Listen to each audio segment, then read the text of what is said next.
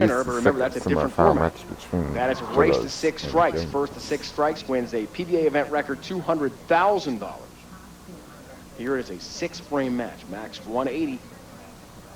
Different strategy, of course. Have to have a good start. Oh, 4-7 for Jaros. Stevie playing inside and looks a little bit softer with his ball speed. That ball bites real quick. And better to do this early than late.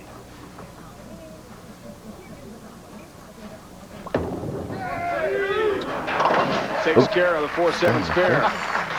Saw that coming. But spares, Randy, with just 6 frames, are not good.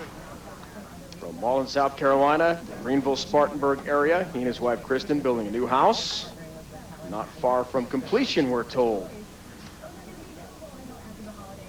Very close to the Clemson campus. Tommy Jones, great athlete. Outstanding baseball player in high school for 4 years. Pitcher to shortstop. Oh, knows how to throw it. 10 pin. Man, that ball hit the pin so hard, it's amazing anything stood up.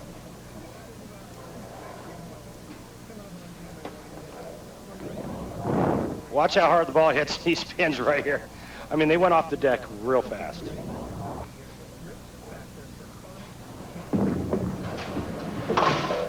Takes care of his mark. Leading us to this second semifinal matchup. Yeah, big difference here in average strike percentage in Tommy Jones's favor. The other thing in Tommy Jones's favor, 4 titles to 1 of Jaros. But Jaros hot of late in the season. Let's see what Tommy Jones did this season versus his previous 4. First win came at the Japan Cup. That was his first career win. But as he reminded us yesterday, 10 pin for him there. That Japan Cup victory did not provide automatic exemption. Counts as a career title, but did not make him exempt for next year. So there was still work to be done. And did he ever complete that work this season? He sure did. And right now, Tommy Jones is going with a lot of speed and a lot of angle. And that is why early on he's leaving the corner pins. Takes care of the 10 pin. 4-time winner on the tour this year. First time since Parker Bowman III won 4. Anyone won that many tour titles in one season. Parker was the player of the year, 01-02. 4 championships. This guy, Steve Jaros, won 3 last year, and incredibly enough, came very close to not being exempt this year. What a late season rally. Spinner ball for him there. I see the Randy talked about in the interview. Saw Tommy Jones leaving ringing 10s. If Steve Jaros can carry the weak 10, his ball entering the pocket much softer and not quite as sharp an angle as Tommy Jones. Steve Jaros can get the weak 10 out when he hits the pocket. He's going to give Tommy Jones all he wants. Only one of our 6 bowlers to begin this competition in the challenge round without a 300 game all season long. Turn. So I guess we didn't expect huge stats for Jaros coming in. What a finish for Steve Jaros. Told us in our interviews yesterday and throughout the season, he knew there was time late in the year when things started turning around, but not much time. And had he not won the Dexter Tournament Champions, he had barely, I mean barely, by 1 spot become exempt for next year. Right now, Jaros has a 1-pin lead on Tommy Jones, who won 4 times this year and is a viable Player of the Year candidate along with Patrick Allen. Who wins this match to face Barnes in the final? We'll find out. Steve Jaros has won in Dallas, the 2004 PBA Days-Inn Open. Also his first career major came this season. Career season as well for Tommy Jones, the subject of today's Dexter approach. Randy generates incredible ball speed with that motion, doesn't he? He sure does, and it's all about early timing. Tommy Jones, modern-day power player, but he gets the ball into the swing early, which gets his feet going. Check out the high backswing. He walks by it, and it takes a lot of discipline to wait for the ball at the bottom of the swing so he can apply all that power. Tremendous pace On the ball for Tommy Jones. It is something to watch him warm up. Lane side. See him just throw it with incredible speed. His third of 6 frames. 6-frame match. Trails Jaros by a pin. Ooh. Perfectly judged by Tommy Jones.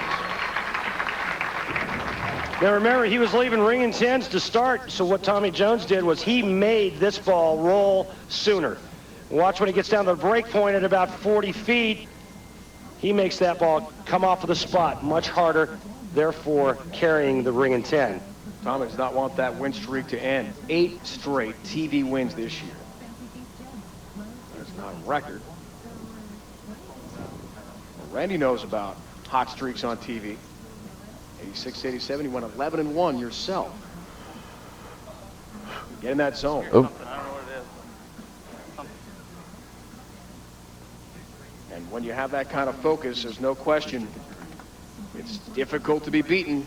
The numbers for TJ this year, former PBA Rookie of the Year, second in earnings. He is without question a solid number 2 to Patrick Allen for Player of the Year honors. He told us yesterday, I'm voting for Patrick Allen with his PBA membership vote. We'll find out during the summer who wins Player of the Year. We find out today who wins this event. 60 feet to success for Tommy Jones. Again, he gets the ball to read the spot sooner, so it'll come off of it and get more flush into the 1-3 pocket. Look at that. That ball finished in the 8-pin spot. Along with Norm Duke, Tommy, a Fans' Choice All-Star. Only big stars on tour. Put the ball in the pocket the way he does. A little more of a hook than we're used to seeing from Steve Jaros, who loves to play right at the 1-3 pocket. But sometimes these lane conditions will require that.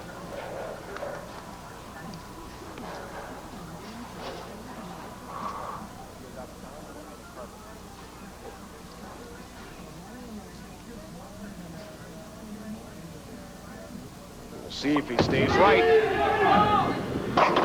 Oh, that came in way high. Look out. Hits Jaws. 3, 4, 6, 7. That flat 10 is what made Steve Jaros do that. He tried to get this ball to come around the corner a little bit harder, and boy does it. Right through the schnoz. 3, 4, 6, 7. Tommy Jones, driver's seat.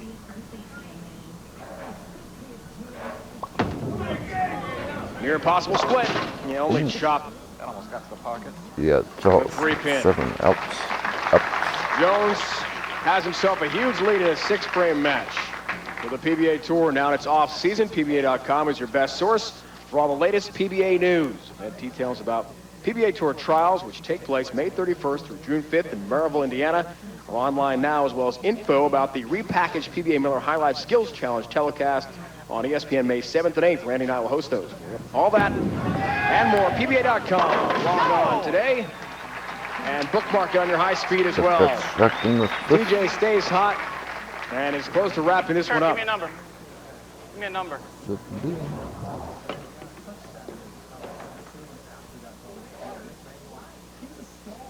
Shreds the rack with this shot there, Dave.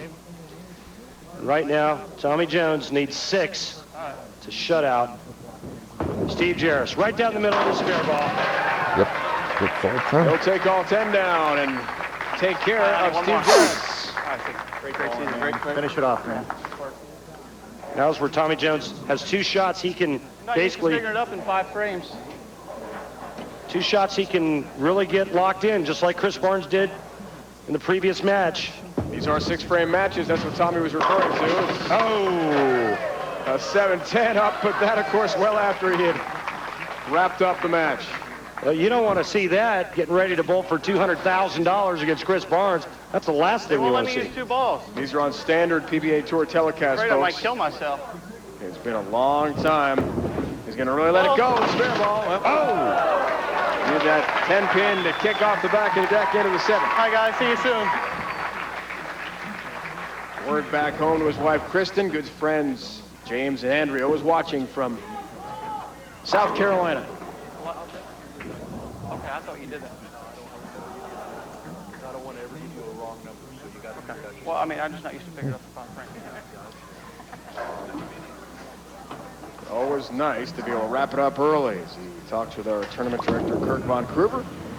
I still got the lowest game on TV.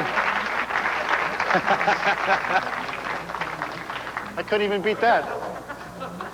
Well, Steve does have one of our 300 games, but he also had a 129 Lake Zurich, Illinois, the all-time lowest TV score in PBA history. His 300 came in 99, Thanks, guys. Chattanooga, Tennessee.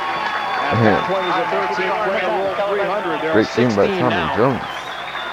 Unfortunately for Steve Jaros from Yorkville, Illinois, his day is over. Tommy Jones advances.